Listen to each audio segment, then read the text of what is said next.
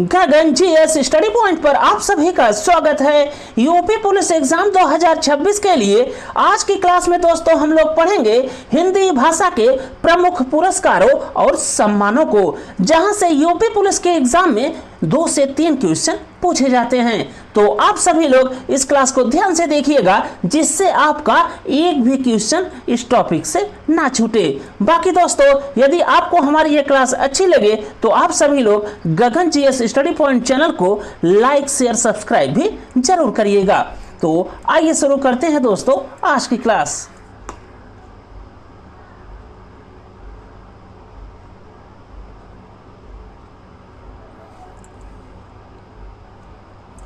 सबसे पहले आप लोग देखिए हिंदी भाषा से संबंधित कुछ महत्वपूर्ण तथ्य जो कि दोस्तों एग्जाम में अक्सर पूछे जाते हैं। तो यहाँ से पहला आप लोग ध्यान में रखिएगा कि हिंदी दिवस ये कब मनाया जाता है। तो हिंदी दिवस हर वर्ष मनाया जाता है दोस्तों 14 सितंबर को। फिर अगला पॉइंट आप लोग ध्यान में रखिएगा कि अंतर्राष्ट्रीय मातृभाषा दिवस ये कब मनाया जाता है। तो अंतर्राष्ट्रीय मातृभाषा दिवस मनाया जाता है दोस्तों 21 फरवरी को। फिर इसके बाद आपको ध्यान में रखना है कि केंद्रीय भारतीय भाषा संस्थान, इसका दोस्तों हेडक्वार्टर या मुख्यालय कहाँ स्थित है। तो केंद्रीय भारतीय भाषा संस्थान का मुख्यालय स्थित है मैसूर कर्नाटक में, और इसकी स्थापना हुई थी दोस्तों 1965 में। फिर अगला पॉइंट आप लोग ध्यान में रखिएगा कि केंद्रीय हिंदी समिति, इसकी स्थापना हुई थी 1967 में, और केंद्रीय हिंदी समिति के अध्यक्ष होते हैं भारत के जो वर्तमान के प्रधानमंत्री हों। तो वर्तमान इस समय में दोस्तों केंद्रीय हिंदी समिति के अध्यक्ष होंगे माननीय श्री नरेंद्र मोदी जी। फिर अगला पॉइंट आप लोग ध्यान में रखिएगा कि भाषा समिति तथा राजभाषा विभाग के अध्यक्ष कौन होते हैं। तो भाषा समिति और राजभाषा विभाग के अध्यक्ष होते हैं दोस्तों वर्तमान के भारत के जो होम मिनिस्टर या गृह मंत्री हों। तो वर्तमान समय में भाषा समिति और राजभाषा विभाग के अध्यक्ष होंगे भारत के वर्तमान के गृह मंत्री अमित शाह जी। फिर अगला पॉइंट आप लोग ध्यान में रखिएगा कि भारतीय भाषा परिषद, इसका दोस्तों हेडक्वार्टर या मुख्यालय कहाँ स्थित है। तो भारतीय भाषा परिषद का मुख्यालय स्थित है कोलकाता में।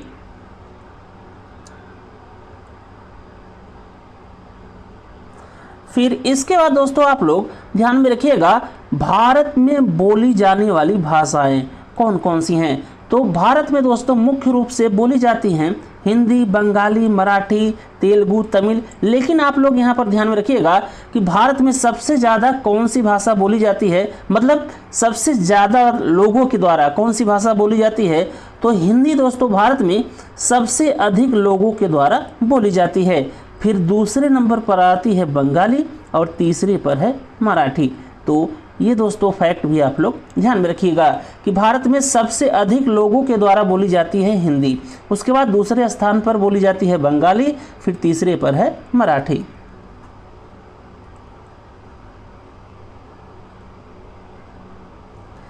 इसके बाद सबसे पहला पुरस्कार दोस्तों आप लोग ध्यान में रखिएगा हिंदी भाषा का, जो कि है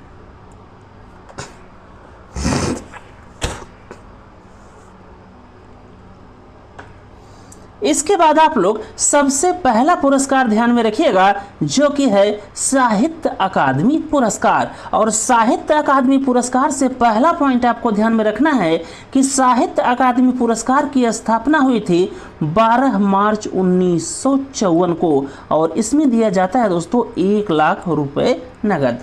और ये साहित्य अकादमी पुरस्कार ये कुल 22 भाषाओं में दिया जाता है। फिर इसके बाद आपको ध्यान में रखना है कि पहला साहित्य अकादमी पुरस्कार किसे और कब मिला। तो पहला साहित्य अकादमी पुरस्कार दोस्तों दिया गया 1955 में माखन लाल चतुर्वेदी जी को उनकी कविता हिम तरंगनी के लिए। तो ये इम्पोर्टेंट है दोस्तों सबसे ज़्यादा कि पहला साहित्य अकादमी पुरस्कार दिया गया 1955 में माखनलाल चतुर्वेदी जी को उनकी कविता हिम तरंगनी के लिए।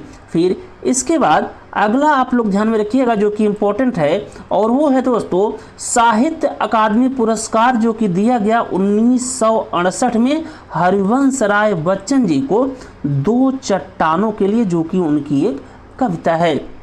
फिर इसके बाद आप लोग ध्यान में रखिएगा कि 1960 में साहित्य अकादमी पुरस्कार दिया गया सुमित्रा नंदन पंत जी को काला और बूढ़ा चांद के लिए, जो कि एक कविता है। फिर अगला आप लोग ध्यान में रखिएगा कि 1959 में दोस्तों साहित्य अकादमी पुरस्कार दिया गया रामधारी सिंह दिनकर जी को उनकी कृति संस्कृत के 4 अध्याय के लिए। तो ये दोस्तों महत्वपूर्ण साहित्य अकादमी पुरस्कार हैं जिसे आप लोग ध्यान में रखिएगा, जिसमें पहला आप लोग ध्यान में रखिएगा कि साहित्य अकादमी का पहला पुरस्कार किसे दिया गया, तो ये दिया गया 1955 में माखनलाल चतुर्वेदी जी को उनकी कविता हिम तरंगनी के लिए।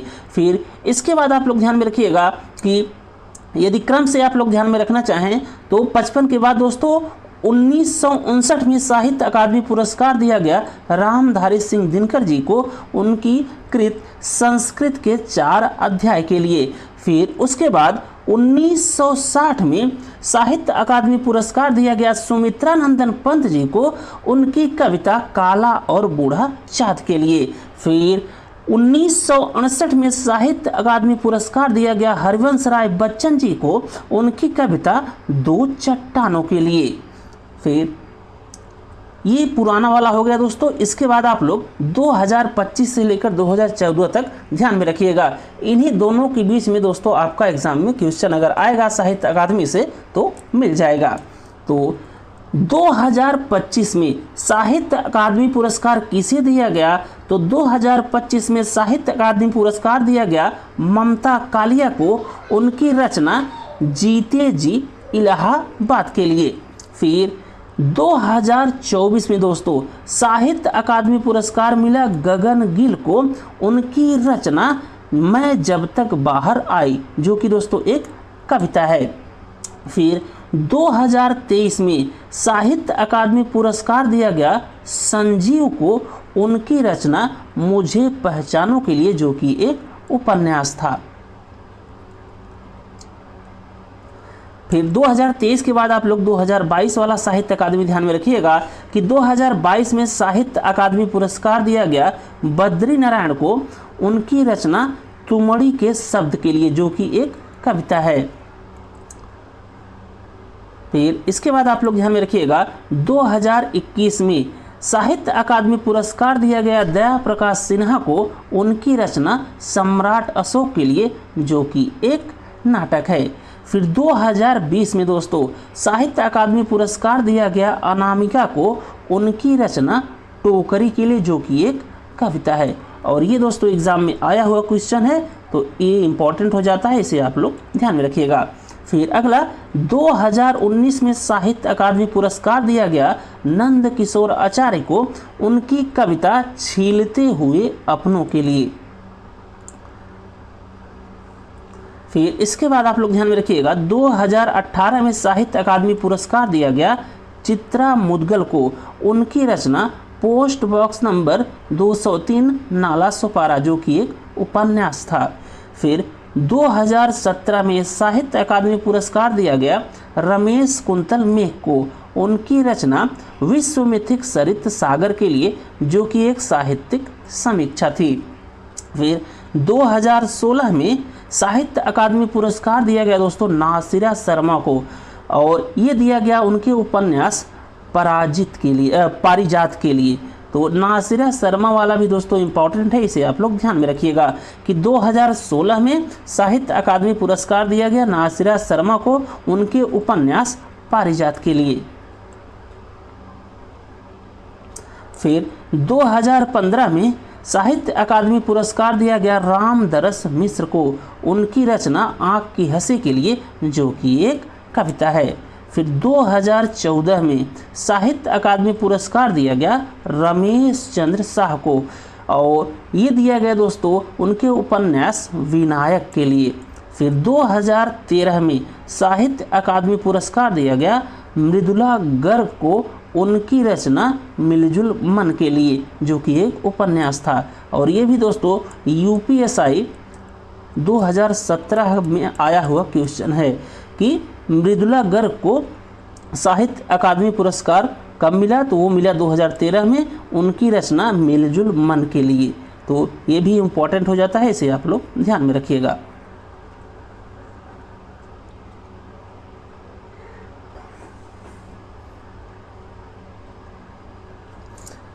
साहित्य अकादमी पुरस्कार के बाद अब आप लोग ध्यान में रखिएगा ज्ञानपीठ पुरस्कार से कुछ महत्वपूर्ण पॉइंट।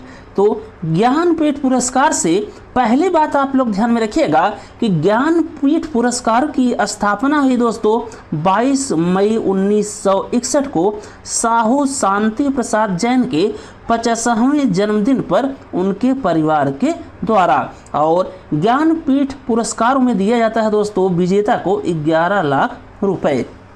फिर पहला जो ज्ञानपीठ पुरस्कार दिया गया वो इम्पोर्टेंट है, उसे आप लोग ध्यान में रखिएगा कि पहला ज्ञानपीठ पुरस्कार किसे दिया गया। तो पहला ज्ञानपीठ पुरस्कार मिला दोस्तों गोविंद शंकर कुरुप को, जो कि एक मलयालम लेखक हैं। तो यहाँ से ज्ञानपीठ से आपको सबसे पहले ध्यान में रखना है कि ज्ञानपीठ पुरस्कारों की स्थापना होती है 22 मई 1961 को साहू शांति प्रसाद जैन के 50वें जन्मदिन पर उनके परिवार के द्वारा। फिर ज्ञानपीठ पुरस्कारों में दोस्तों विजेता को दिया जाता है 11 लाख रुपए, और पहला ज्ञानपीठ पुरस्कार मिला था गोविंद शंकर कुरुप को, जो कि एक मलयालम लेखक हैं। इसके बाद दोस्तों आप लोग ध्यान में रखिएगा कि हिंदी भाषा में अब तक यानी 2026 तक ज्ञानपीठ पुरस्कार कुल कितने लोगों को मिला है, तो वो मिला है 12 लोगों को। तो इन 12 लोगों का नाम दोस्तों आप लोग एकदम रट के रखिएगा, यहाँ से एग्जाम में क्वेश्चन जरूर आता है। तो पहला ज्ञानपीठ पुरस्कार मिला दोस्तों 1968 में सुमित्रा नंदन पंत जी को उनकी रचना चिदम्बरा के लिए। फिर दूसरी बार ज्ञानपीठ पुरस्कार मिला हिंदी भाषा के लिए 1972 में रामधारी सिंह दिनकर जी को लिए उनकी रचना उर्वशी के लिए। फिर तीसरा ज्ञानपीठ पुरस्कार मिला 1978 में हिंदी भाषा के लिए सच्चिदानंद हीरानंद वात्स्यायन आज्ञाय को उनकी रचना कितनी नावों में कितनी बार के लिए। और चौथा ज्ञानपीठ पुरस्कार मिला हिंदी भाषा के लिए दोस्तों 1982 में महादेवी वर्मा जी को उनकी रचना यमा के लिए। तो सबसे पहले आप लोग इन चारों लोगों का नाम ध्यान में रखिएगा। इसके बाद दोस्तों सिर्फ मतलब रचनाओं के लिए नहीं, मतलब उनकी पूरे कृति के लिए ज्ञानपीठ पुरस्कार दिया जाने लगा। तो इन 4 लोगों का नाम आप लोग ध्यान में रखिएगा। सबसे पहले 1968 में हिंदी भाषा के लिए ज्ञानपीठ पुरस्कार दिया गया सुमित्रा नंदन पंत को उनकी रचना चिदम्बरा के लिए। फिर उसके बाद दूसरी बार हिंदी भाषा में ज्ञानपीठ मिला 1972 में रामधारी सिंह दिनकर जी को उनकी रचना उर्वशी के लिए। फिर तीसरी बार हिंदी भाषा में ज्ञानपीठ मिला 1978 में सच्चिदानंद हरिनंद वात्स्यायन आज्ञे को उनकी रचना कितनी नावों में कितनी बार के लिए। और चौथी बार हिंदी भाषा का ज्ञानपीठ पुरस्कार मिला दोस्तों 1982 में महादेवी वर्मा जी को उनकी रचना यमा के लिए। इसके बाद आप लोग ध्यान में रखिएगा कि हिंदी भाषा में 5वां ज्ञानपीठ मिला दोस्तों 1992 में नरेश मेहता को। फिर हिंदी भाषा में 6ठा ज्ञानपीठ पुरस्कार मिला 1999 में निर्मल वर्मा को। फिर हिंदी भाषा में दोस्तों अगला ज्ञानपीठ पुरस्कार मिला 2005 में कुंवर नारायण को। फिर 8वां ज्ञानपीठ पुरस्कार मिला हिंदी भाषा में 2009 में अमरकांत को। फिर 9वां हिंदी भाषा में ज्ञानपीठ पुरस्कार मिला 2009 में दोस्तों श्रीलाल शुक्ला को। और 10वां ज्ञानपीठ पुरस्कार मिला हिंदी भाषा में 2013 में केदारनाथ सिंह को।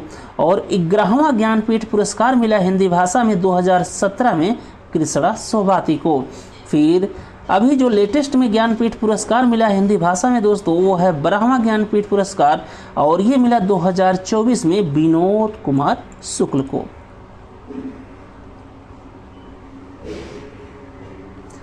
इसके बाद दोस्तों अगला सम्मान आप लोग ध्यान में रखिएगा, भारत भारती सम्मान। और यहाँ से पहला पॉइंट आप लोग ध्यान में रखिएगा कि उत्तर प्रदेश हिंदी संस्थान लखनऊ के माध्यम से साहित्य के क्षेत्र में उत्कृष्ट योगदान के लिए भारत भारती सम्मान दिया जाता है। और इसकी स्थापना हुई थी दोस्तों 1982 में। और पहला भारत भारती सम्मान किसे दिया गया, ये इंपॉर्टेंट है। तो पहला भारत भारती सम्मान दिया गया दोस्तों महादेवी वर्मा जी को 1982 में।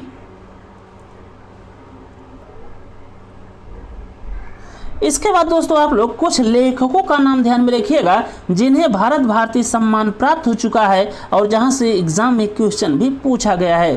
तो ये नाम है सच्चिदानंद हीरानंद वात्स्यायन, जिन्हें आज्ञेय कहा जाता है।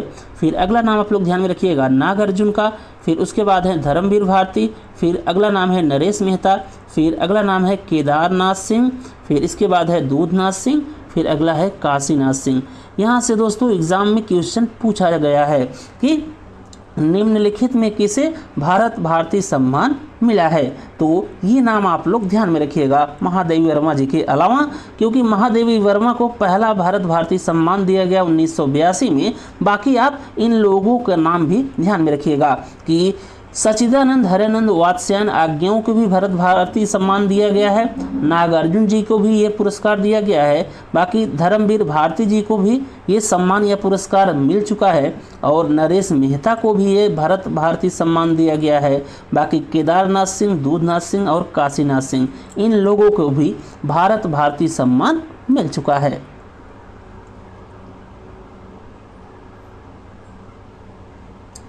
फिर इसके बाद अगला पुरस्कार आपको ध्यान में रखना है मूर्ति देवी पुरस्कार। तो मूर्ति देवी पुरस्कार की स्थापना हुई थी दोस्तों 1961 में। और मूर्ति देवी पुरस्कार दिया जाता है कुल 22 भाषाओं में। और यह पुरस्कार भारतीय ज्ञानपीठ न्यास द्वारा संचालित किया जाता है।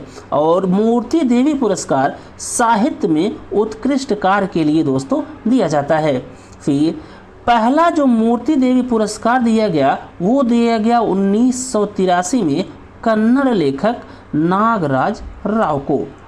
फिर हिंदी भाषा का पहला मूर्ति देवी का पुरस्कार मिला दोस्तों 1984 में वीरेंद्र कुमार सखलेचा को। ये इंपॉर्टेंट है, इसे आप लोग ध्यान में रखिएगा कि हिंदी भाषा का पहला मूर्ति देवी पुरस्कार किसे दिया गया, तो वो दिया गया 1984 में वीरेंद्र कुमार सखलेचा को।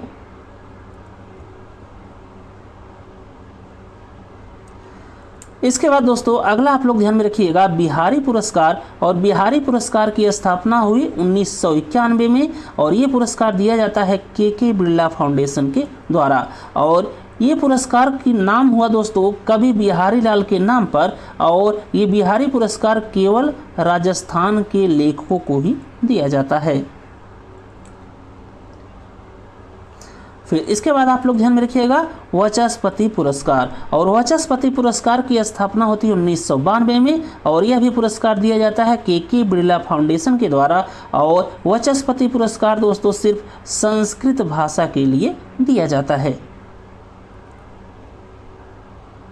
फिर अगला आप लोग ध्यान में रखिएगा सरस्वती पुरस्कार। और सरस्वती पुरस्कार की भी स्थापना हुई 1991 में। और यह पुरस्कार भी दिया जाता है के बिरला फाउंडेशन के द्वारा। और ये पुरस्कार सभी 22 भाषाओं में दिया जाता है। इसके बाद अगला आप लोग ध्यान में रखिएगा व्यास सम्मान। और व्यास सम्मान पुरस्कार की स्थापना हुई दोस्तों 1991 में। और ये व्यास सम्मान भी दिया जाता है के बिरला फाउंडेशन के द्वारा हिंदी भाषा में 10 वर्षों की साहित्य कृत के लिए। बाकी पहला जो व्यास सम्मान मिला वो मिला 1991 में रामविलास शर्मा जी को। बाकी इसके बाद जो लेटेस्ट में दोस्तों व्यास सम्मान दिया गया है वो आप लोग ध्यान में रखिएगा। तो 2020 में व्यास सम्मान दिया गया दोस्तों प्रोफेसर शरद पगारे को, उनकी रचना पाटलिपुत्र की सामग्री के लिए, जो कि एक उपन्यास है।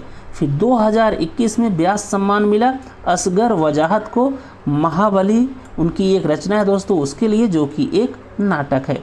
फिर 2022 में डॉक्टर ज्ञान चतुर्वेदी को व्यास सम्मान मिला उनकी रचना पागल खाना के लिए, जो कि एक व्यंग उपन्यास है। फिर इसके बाद आप लोग ध्यान में रखिएगा 2023 में ये सम्मान दिया गया दोस्तों पुष्पा भारती को उनकी रचना यादें और यादों के लिए, जो कि एक संस्मरण है। फिर 2024 में व्यास सम्मान दिया गया अलका सरावगी को उनकी रचना कुलभूषण का नाम दर्ज कीजिए, जो कि एक उपन्यास है। फिर लेटेस्ट में दोस्तों 2025 में व्यास सम्मान मिला मनोज श्रीवास्तव को उनकी रचना धूप की मुंडेर से, जो कि एक कविता संग्रह है।